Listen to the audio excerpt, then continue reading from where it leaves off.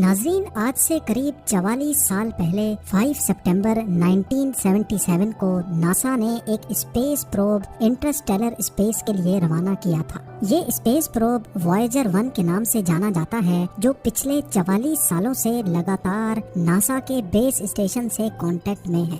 Voyager 1 کو ایک ایسے مشن پہ روانہ کیا گیا تھا جہاں سے اس کے واپس آنے کی کوئی امید نہیں ہے۔ یہ اسپیس پروب ڈیپ اسپیس میں 61,500 کلومیٹرز پر آور کی اسپیڈ سے ٹریول کر رہا ہے، اور اس وقت یہ ہم سے بہت دور خلا کے اندھیروں میں تیرتا ہوا ہمیں ہمارے سولر سسٹم اور اس یونیورس کے بارے میں معلومات بھیج رہا ہے، اور اسپیس کے اس حصے کو ہم انٹرسٹیلر اسپیس بھی کہتے ہیں۔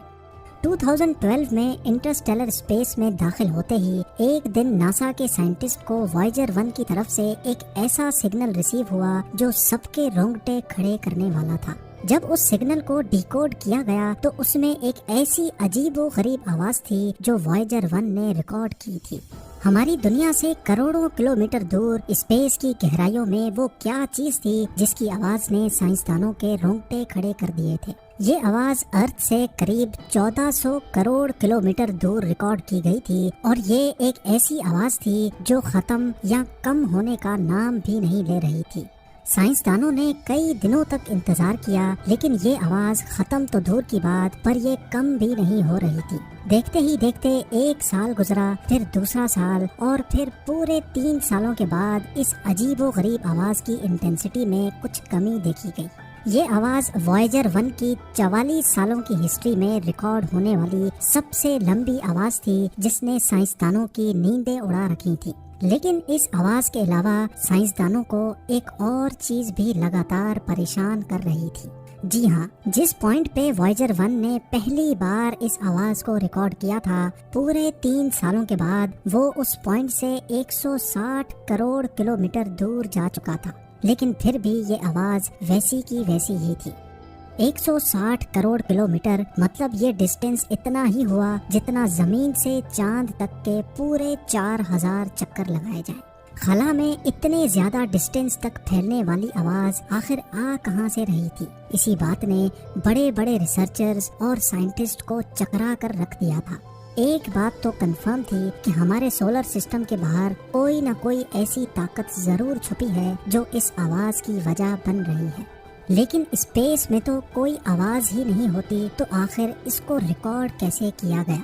یہ بات حقیقت ہے کہ اسپیس میں جاتے ساتھ ہی کانوں پر کسی قسم کی بھی کوئی آواز نہیں پڑتی، حتیٰ کہ اگر اسپیس واک کے دوران ایسٹروناٹس کے بالکل برابر میں کوئی دھماکہ ہی کیوں نہ ہو جائے، وہ دھماکہ دکھے گا تو صحیح، لیکن اس کی آواز کانوں تک نہیں پہنچ سکے گی۔ آواز جس کو ہمارے کانوں تک پہنچنے کے لیے ہوا اور ایٹماسفیئر کی ضرورت ہوتی ہے، یہ دونوں چیزیں ہی اسپیس میں موجود نہیں ہیں۔ اسی وجہ سے اسپیس میں کسی قسم کی بھی آواز ٹریول نہیں کر سکتی۔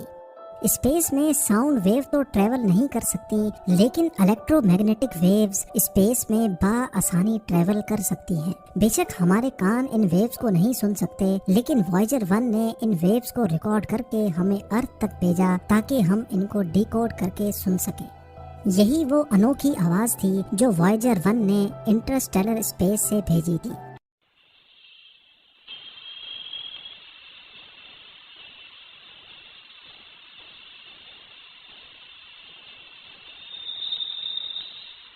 کچھ سائنسدانوں کا کہنا ہے کہ یہ آواز اسپیس میں موجود پلازما ویوز کے ٹریول کرنے سے آئی ہوگی، جبکہ کچھ ریسرچرز کا کہنا ہے کہ ڈیپ اسپیس میں ضرور کچھ ایسی طاقتیں موجود ہیں جن کی انرجی کی وجہ سے یہ آواز پیدا ہوتی ہے۔ وہ کون سی طاقتیں ہیں، ان کی انرجی آواز کیوں ریلیز کرتی ہیں، یہ سوچنے، سمجھنے اور جاننے کی قابلیت ہم انسانوں کے پاس ابھی تک موجود نہیں ہے۔ وائجر 1 اپنے اینٹیناز سے یہ ویوز کیپچر کر کے ان کو ریڈیو سگنل میں کنورٹ کرتا ہے اور پھر ارتھ کی طرف ٹرانسمٹ کر دیتا ہے۔ بے شک یہ میسج لائٹ کی اسپیڈ سے ٹریول کرتا ہے، پھر بھی اس کو ارتھ پر موجود ناسا کے اینٹیناز تک پہنچنے میں پورے 21 گھنٹے لگ جاتے ہیں۔ یہ پہلی بار نہیں تھا جب وائجر 1 نے ہمیں کوئی انوکھی آواز بھیجی تھی۔ اس سے پہلے بھی ناسا اسپیس سے کئی انوکھی آوازیں ریکارڈ کرنے میں کامیاب ہو چکا ہے۔ 2007 میں بھی ایک ایسا واقعہ ہوا تھا جس نے سائنسدانوں کو حیرت میں ڈال دیا تھا۔ ریسرچرز کو اسپیس میں کچھ ایسے سگنل ملے جو کسی بھی طرح سے نارمل نہیں تھے۔ خاموشی کے عالم میں کچھ ایسی آوازیں آنے لگیں جو آدھے سیکنڈ میں ہی غائب ہو جاتی تھی۔ یہ آوازیں سن کر ایسا لگ رہا تھا کہ شاید کوئی ایلین وارشپ لیزر بیم سے وائجر پر حملہ کرنے کی کوشش کر رہا ہے۔ ریکارڈ ہونے والی یہ آوازیں، جن کو فاسٹ ریڈیو برسٹ کہا جاتا ہے، کچھ ایسی تھی۔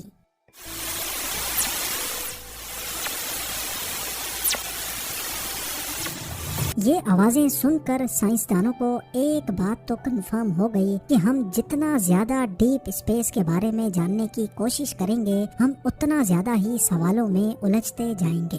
ریسرچرز کا ماننا ہے کہ یہ ریڈیو برسٹ بلیک ہول میں یا پھر کروڑوں لائٹ ایئرز دور کسی سپر نووا ایکسپلوژن کا نتیجہ ہو سکتی ہیں۔ کئی ریسرچرز کا تو یہ بھی خیال ہے کہ دوسرے پلینٹس میں ایلینز ہم سے بہت زیادہ ایڈوانسڈ ہیں اور وہ اپنی اسپیس شپس کو ان ریڈیو برسٹ کے ذریعے چارج کرتے ہیں۔ شاید ان میں سے چند ریڈیو برسٹ ہمارے اسپیس پروب سے ٹکرا گئے ہوں یا صرف اس کے برابر سے گزرے ہوں، لیکن اس عجیب آواز کی اصل حقیقت ابھی تک کسی کو بھی معلوم نہیں ہے۔ یہ تو رہی وہ آوازیں جو ناسا نے انٹرسٹیلر اسپیس سے ریکارڈ کی، لیکن ایسی عجیب و غریب آوازیں ریکارڈ کرنے کے لیے اتنا دور جانے کی بھی ضرورت نہیں ہے۔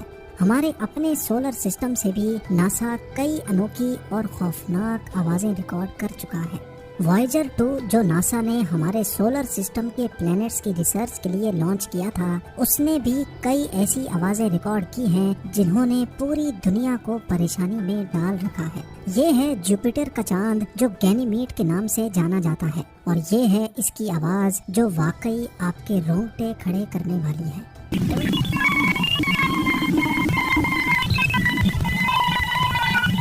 سائنسدانوں کا ماننا ہے کہ یہ آواز ایسی الیکٹرو میگنیٹک ویوز کی ہیں جن سے پولر لائٹس بنتی ہیں۔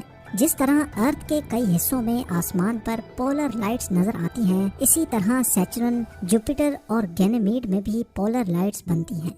اور یہ پاسبل ہے کہ جو آواز ابھی آپ نے سنی وہ جوپیٹر کے مون گینیمیڈ میں پیدا ہونے والی پولر لائٹس کی کنورٹڈ آواز ہو۔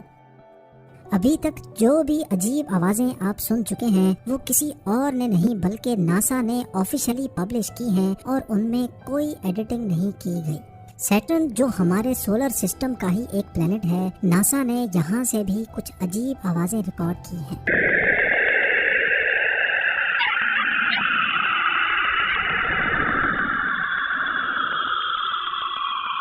ناسا کا ماننا ہے کہ یہ آواز کیسینی اسپیس کرافٹ نے سیٹرن سے نکلنے والی ریڈیو ویوز کو کنورٹ کر کے بھیجی ہے، اور یہ بھی شاید سیٹرن میں موجود پولر لائٹس کا ہی نتیجہ ہے۔